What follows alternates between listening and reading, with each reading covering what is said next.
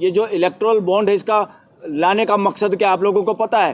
कि जो 2 नंबर का पैसा बीजेपी को मिलता था, या जो ऐंठ रही थी वो लोगों से, या जिन लोगों को गलत तरीके से बेनिफिट पहुंचा के, पूंजीपतियों को जिनकी पूंजी कोरोना में भी बढ़ रही थी, किसी को डरा के, या जिनको इलीगल तरीके से बेनिफिट सरकार का पहुंचा है, इन्होंने सोचा सारा पैसा 2 नंबर में लेंगे तो बीजेपी के हर डिस्ट्रिक्ट में जो आलीशान ऑफिस बने हैं, आरएसएस के बड़े बड़े भवन बने, वो सारे इस देश के खून पसीने की कमाई से और भ्रष्टाचार की नींव पे खड़े हुए। साथियों, ये बड़ी जांच होगी। आरएसएस और बीजेपी के बड़े बड़े लोग जेल में जा सकते हैं, और सबको भ्रष्टाचार के खिलाफ लड़ाई करने वाले जो प्रोदा कह रहे हैं, वो सबसे बड़े षड्यंत्रकारी, देशद्रोही और अपराधी साबित होंगे देश में फ्यूचर में। ये सरकार जो अब है सत्ता में, जो लोग हैं, ये संवैधानिक तरीके से चुने हुए नहीं, ये चोरी चकारी से चुने हुए हैं। अगर सही जांच हो जाती, जहां 370 सीटों पे जो डाटा डिलीट किया है, इलेक्शन कमीशन भी इस देश का जेल में जाना चाहिए था। और बैलेट पेपर से चुनाव हो तो दूध का दूध और डेमोक्रेसी का पानी हो जाएगा। गुजरात मॉडल को मैं कहता हूँ विनाश का मॉडल, गुजरात मॉडल को कहता हूँ मैं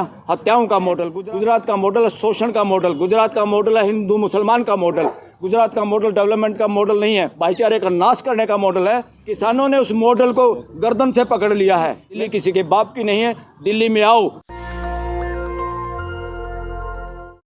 इतना महत्वपूर्ण कानून हमेशा ऑर्डिनरी वे, जो तरीका कानून बनाने का आके डिस्कशन और डिबेट के साथ बनाना चाहिए था, उसको फाइनेंशियल बिल की तरह पेश किया गया।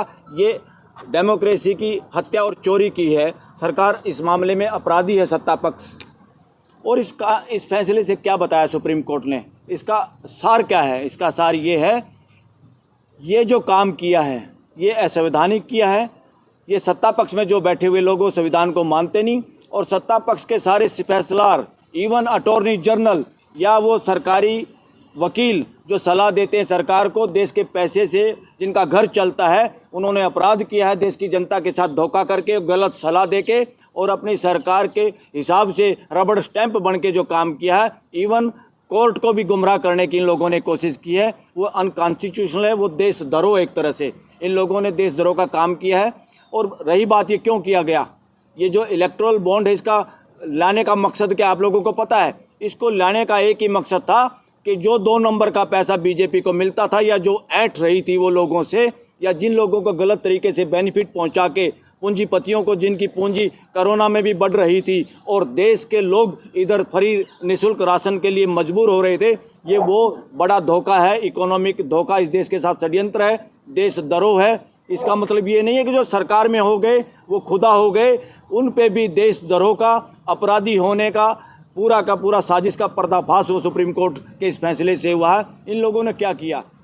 उन लोगों के किसी को डरा के